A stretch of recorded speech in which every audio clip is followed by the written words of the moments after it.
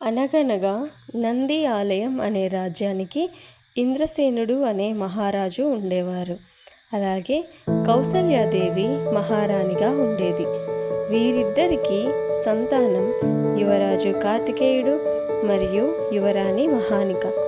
ఒకరోజు రాజుగారు తన కుమారుడైన కార్తికేయుడితో కలిసి వేటకు బయలుదేరారు.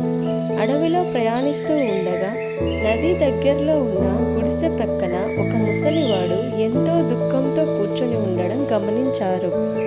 అది చూసిన యువరాజు అతని దగ్గరకు వెళ్ళి, మీరు వయసులో పెద్దవారుగా కనిపిస్తున్నారు, మీరు ఎవరు, ఎందుకు ఇలాగా దీనంగా కూర్చున్నారని అడగగా యువరాజు వారిని గమనించిన ఆ వ్యక్తి ఇలా అన్నాడు, అయ్యా, నా పేరు రామయ్య.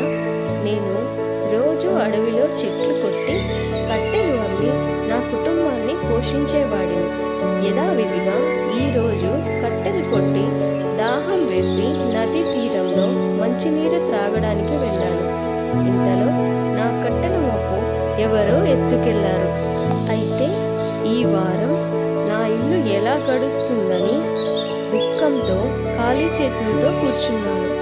అప్పుడు ఆ మహారాజు గారు ఆ ముసలి వ్యక్తి యొక్క ఆర్థిక పరిస్థితిని అర్థం చేసుకొని ఇలా అన్నాడు, దిగులు చెందకు, నేను నంది ఆలయం అనే రాజ్యానికి మహారాజును. నా రాజ్యంలోని ప్రజలు కష్టాలలో ఉండడం నేను చూడలేను.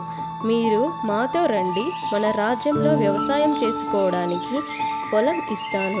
ఇక మీరు వ్యవసాయం చేసుకుంటూ మీ కుటుంబంతో సంతోషంగా ఉండవచ్చు. యువరాజు గారి మాటలు విన్న రామయ్య ఎంతో సంతోషించారు. తన కుమారుడైన యువరాజును చూసి మహారాజు ఇంద్రసేనుడు భవిష్యత్తులో ప్రజలందరినీ సంతోషంగా చూసుకుంటాడని రాజుగారి గుండె ఎంతో గర్వంతో నిండిపోయింది. రాజు వెంబడి ఉన్న సైనికులు యువరాజు కార్తికేయునికి జేజేలు పలికారు. ఈ కథలోని నీతి: కష్టాల్లో ఉన్న వారి బాధ తీర్చడం రాజు యొక్క మొదటి లక్షణం.